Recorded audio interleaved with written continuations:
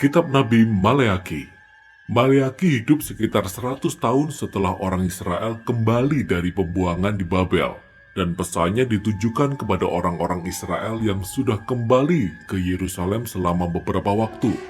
Bait suci telah dibangun kembali, tetapi semuanya tidak berjalan dengan baik. Ingatlah akan kisah-kisah dari kitab Esra dan Nehemia. Nah, ketika orang-orang Israel baru kembali dari pembuangan, mereka sangat berpengharapan. Mereka akan kembali membangun kehidupan mereka dan juga bait suci. Semua janji besar dari para nabi akan menjadi kenyataan.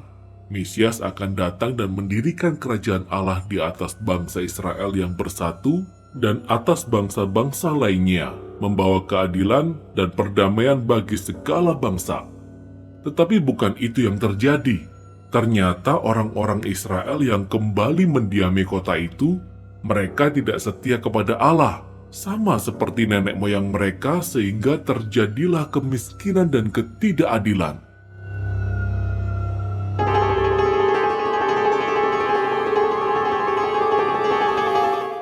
Jadi di kitab Maleaki kita dapat melihat betapa jahatnya angkatan yang baru ini. Kitab ini disusun berupa serangkaian perdebatan, yang sebagian besar dimulai dengan Allah mengatakan sesuatu, membuat pernyataan atau tuduhan, kemudian bangsa Israel menentang atau mempertanyakan pernyataan Allah itu. Lalu kemudian Allah akan menanggapi dan menyampaikan pesan terakhirnya. Rangkaian ini terjadi sebanyak 6 kali. Dalam 3 perdebatan pertama, Allah membeberkan kejahatan bangsa Israel. Dan dalam 3 perdebatan berikutnya, Ia menentang kejahatan mereka. Dan kesan keseluruhan yang kita tangkap dari argumen dan perdebatan ini adalah peristiwa pembuangan tidak membawa perubahan yang berarti pada orang-orang Israel. Mereka masih keras hati seperti sebelumnya. Perdebatan pertama dimulai ketika Allah berkata Ia masih mengasihi umat perjanjiannya terlepas dari kegagalan mereka. Namun bangsa Israel membalas dengan keras dan berkata, "Dengan cara bagaimana engkau mengasihi kami?" Maka Allah mengingatkan mereka bagaimana Ia telah bermurah hati memilih keturunan Yakub, leluhur mereka, untuk mewarisi janji-janji Allah, dan bukannya memilih kakaknya Esau dan keturunannya, yang berakhir dengan kejatuhan. Ingatlah kisah dari kitab Kejadian dan kitab Obadya. Jadi dari perdebatan yang pertama ini, bangsa Israel sudah terlihat berprasangka dan meragukan kasih dan kesetiaan Allah. Perdebatan yang kedua memperlihatkan masalah pada bait suci Israel yang kedua. Allah menuduh mereka telah menghina Dia dan mencemari bait sucinya. Namun mereka balas menjawab, "Dengan cara bagaimana kami menghina namamu?" Maka Allah menjawab dengan menunjukkan perbuatan mereka yang telah membawa persembahan yang sangat memalukan, yakni hewan yang sakit dan cacat. Hal ini menunjukkan bahwa mereka tidak menghargai atau menghormati Allah mereka. Namun ini bukan saja terjadi pada umatnya, tetapi juga pada para imam yang menjalankan bait suci. Bukan saja mereka mentolerir cara ibadah yang menyimpang ini, tetapi mereka juga ikut terlibat di dalamnya.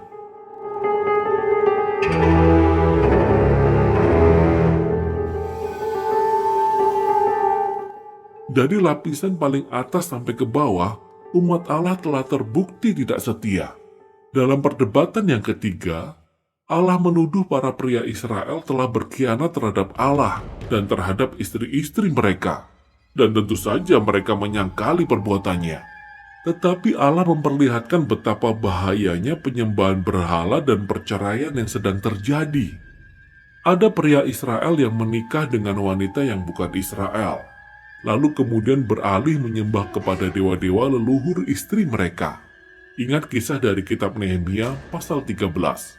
Jadi Maleaki mengaitkan kisah ini dengan begitu banyak pria yang menceraikan istri mereka tanpa alasan yang jelas. Namun orang-orang merasa baik-baik saja dengan perilaku seperti ini.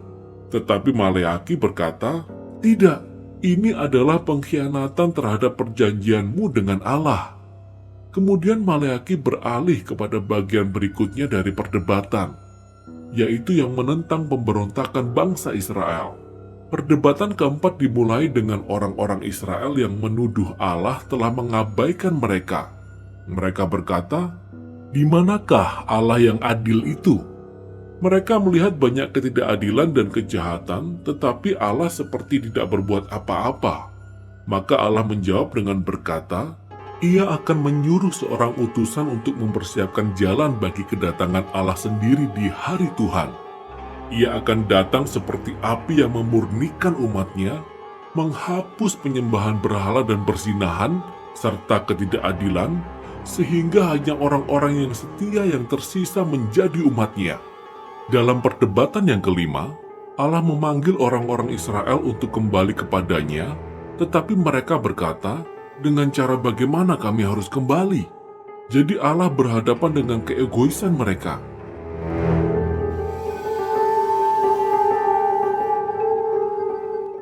Allah menunjukkan bahwa mereka tidak lagi mempersembahkan persepuluhan dari penghasilan mereka ke bait suci.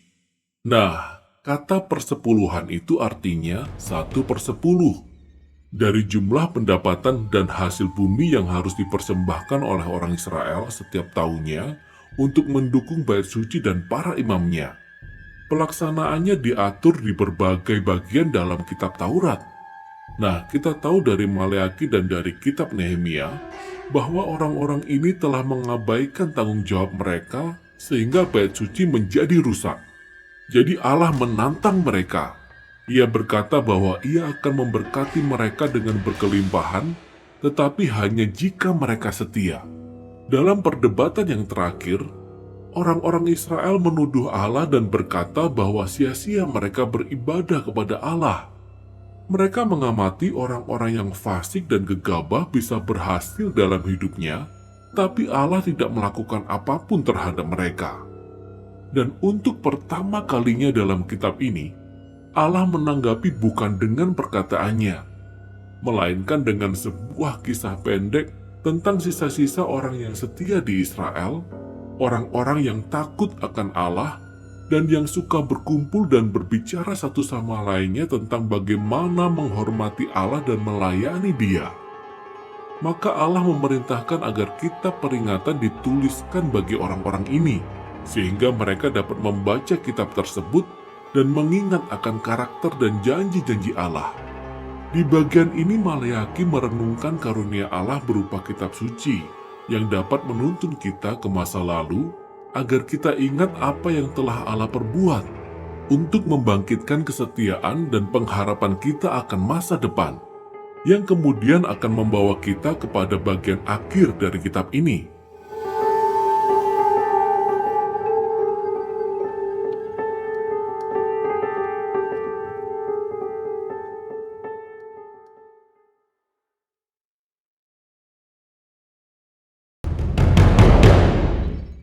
Bagian ini mengambil gambaran tentang kedatangan hari Tuhan dari perdebatan yang keempat dan membahasnya lebih lanjut. Allah berkata, Ia telah menetapkan hari penghakiman yang akan memurnikan umatnya dengan cara melenyapkan orang-orang fasik dari antara mereka. Namun bagian akhir dari kitab ini menambahkan tentang masa depan bagi sisa-sisa umat yang setia, karena bagi mereka hari Tuhan bukanlah merupakan ancaman, melainkan pembawa sukacita, seperti sinar surya yang terbit dengan membawa kesembuhan dan kehidupan, serta pengharapan bagi masa depan. Jadi perdebatan di kitab Maleakhi ini sudah hampir berakhir, tetapi masih ada sedikit lagi penjelasan dalam kitab ini. 3 ayat terakhir dalam kitab ini bukanlah bagian dari perdebatan, melainkan berfungsi sebagai lampiran yang menjadi penutup. Tidak hanya untuk kitab Maleakhi, tetapi juga untuk seluruh kitab Taurat dan kitab para nabi. Pertama-tama, kita diajak untuk mengingat hukum Taurat dari Musa hambaku, yang mengingatkan kita kembali akan kisah dan peraturan-peraturan dalam perjanjian yang kita temukan di 5 kitab pertama dalam Alkitab. Namun kemudian kita mendengar rangkuman dari kitab para nabi. Aku akan mengutus Nabi Elia menjelang datangnya hari Tuhan yang akan memulihkan hati umat Allah. Jadi bagian ini merangkum kitab Taurat dan kitab para nabi sebagai suatu kesatuan kisah yang menunjuk ke masa depan.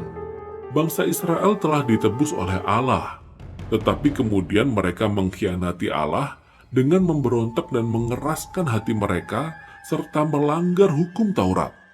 Namun kitab ini menaruh pengharapan akan masa depan, di mana Allah akan mengutus nabi yang baru, seorang Musa yang baru, seorang Elia yang baru, yang akan memulihkan umat Allah dan menyembuhkan kekerasan hati mereka. Ingat semua janji-janji dari kitab Ulangan, Yeremia, dan Yeskiel. Jadi lampiran penutup ini menampilkan kitab suci sebagai karunia Allah untuk kita baca, kita renungkan dan doakan. Kitab suci dapat memperlihatkan kondisi manusia yang sebenarnya dengan keegoisan dan dosa-dosa kita.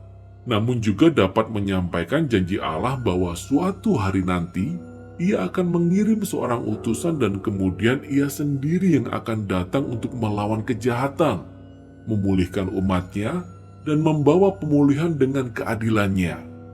Dan pengharapan akan masa depan itulah yang merupakan inti dari kitab Maleakhi, kitab Taurat, dan semua kitab para nabi.